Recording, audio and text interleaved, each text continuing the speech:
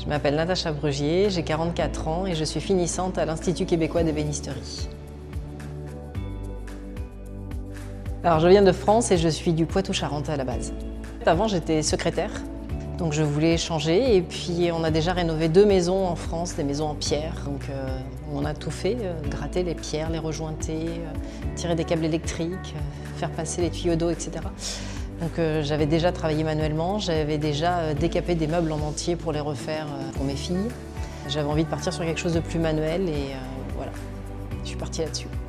Je regarde toujours plus un meuble plutôt qu'un bijou. Je regarde plus un meuble qu'une assiette. Un meuble en bois, visuellement ça réchauffe la pièce, ça donne quelque chose de chaleureux, d'accueillant.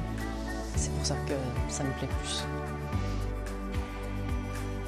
J'aime que ce soit naturel, je suis très orientée vers la protection de l'environnement. Donc je préfère utiliser des matières naturelles, des finitions plus naturelles, des choses à l'eau ou à l'huile qui sont moins polluants. Si je peux éviter, je le fais. Mon meuble est un bureau. Il fallait partir sur un thème fort et je suis partie sur le thème d'Aliénor d'Aquitaine. Ça me plaisait de parler d'une femme forte que l'histoire a un peu oubliée. Aliénor a vécu au XIIe siècle. Elle est extraordinaire pour moi parce qu'elle a été reine de France, répudiée par son mari parce qu'elle ne lui donnait que des filles. Et puis elle a épousé un autre homme qui est monté sur le trône d'Angleterre. Donc elle est la seule femme à avoir été reine de France puis reine d'Angleterre. Vu qu'elle s'intéressait aux sciences et à la lecture, c'était un meuble qui représente pour moi la connaissance. Et en chêne parce que c'était le bois utilisé au Moyen-Âge. Avec 2 caissons. Un caisson, un tiroir et un caisson avec une porte. Ça fait 3 tiroirs et une porte pour les 4 titres qu'elle a eus. Reine d'Angleterre, reine de France, comtesse et duchesse.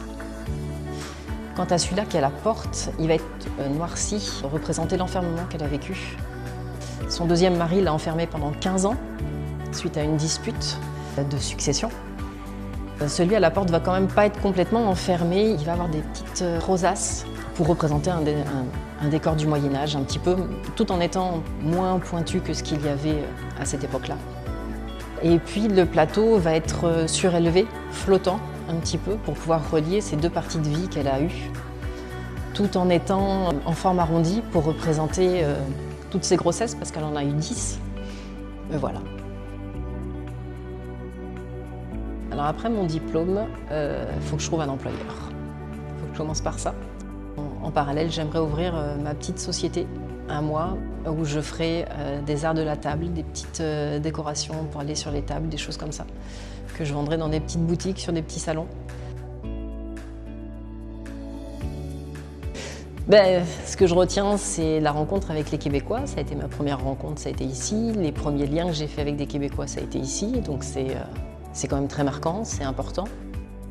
Et puis après, c'est découvrir qu'on est capable de faire des choses. Moi, capable de faire des choses où on m'avait toujours dit que je ne pouvais pas, ou que j'avais pas le droit. C'est montrer aux autres que je suis capable. Parce que même encore aujourd'hui, quand on a dit qu'on venait ici, on m'a dit « toi, dans l'ébénisterie ?» Non. Si, j'y arrive. Je fais des meubles qui plaisent. Ça dépend des goûts de chacun, mais souvent on me dit « c'est chouette ».